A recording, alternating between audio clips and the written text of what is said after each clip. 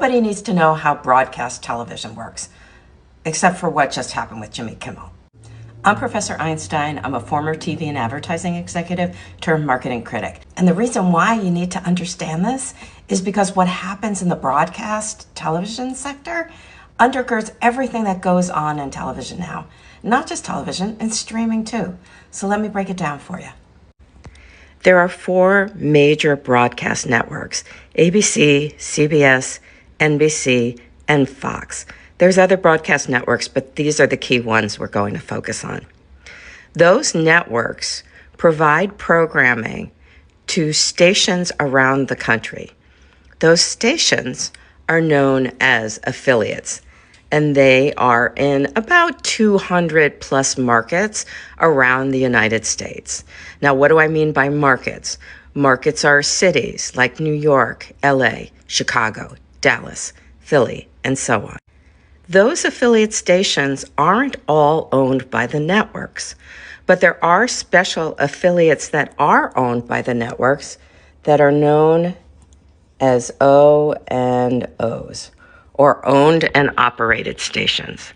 Those owned and operated stations are going to be the stations in the biggest markets, places like New York, LA, Chicago.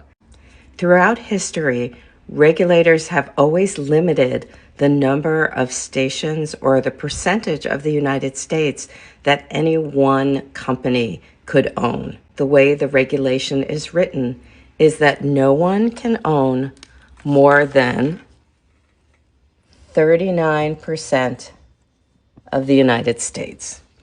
Now, that's not 39% of the stations. That's 39% of the coverage of the United States. And actually, it was supposed to be 35%, but the time that the regulation was written, Fox owned 39%, and so they didn't want to force Fox to sell off the stations that they owned, and so it remained 39%. Okay, so what happens to the other 61%? That other 61% is owned by what are known as station groups. And these station groups are people like companies you've been hearing about lately, like Sinclair and Nexstar.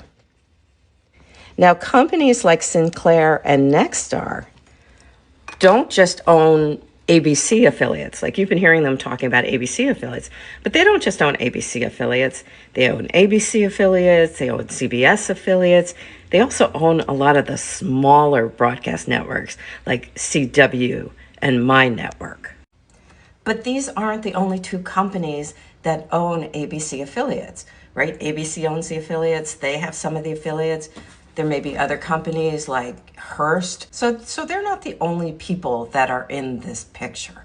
What we know is that they own a quarter of the ABC affiliate stations.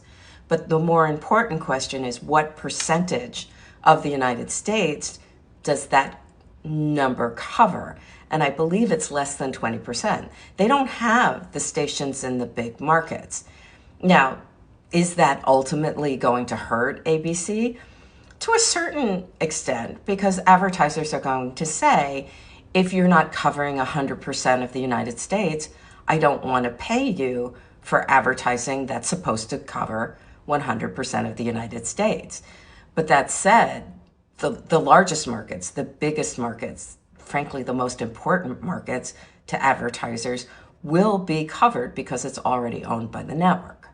The other part of this is people are questioning, well, so Sinclair will pull this programming off all of their stations. Well, they can and they can't.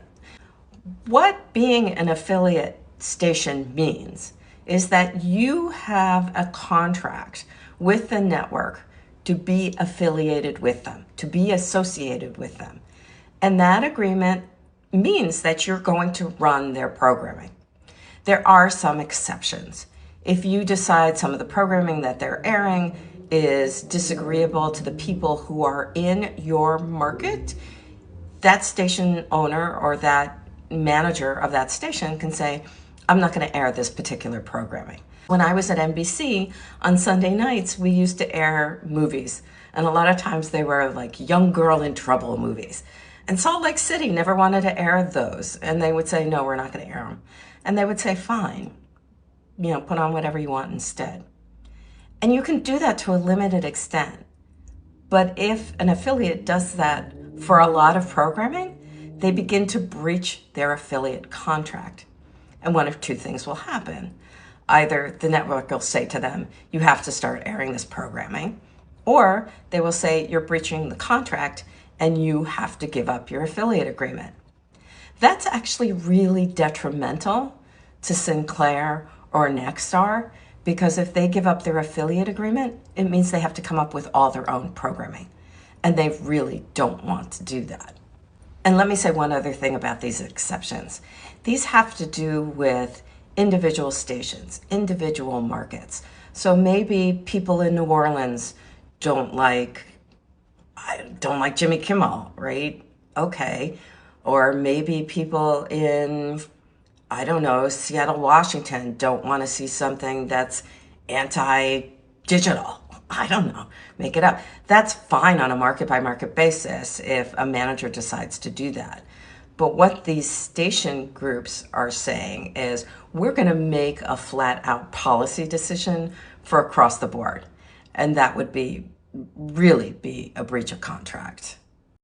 But the real hair on fire issue, the thing that should get everyone really upset about all of this stuff that's going on, yes, in terms of censorship, yes, in terms of political speech, all of that, is that Nexstar is doing this because they want to merge with Tegna so that they can increase their coverage to 80% of the country.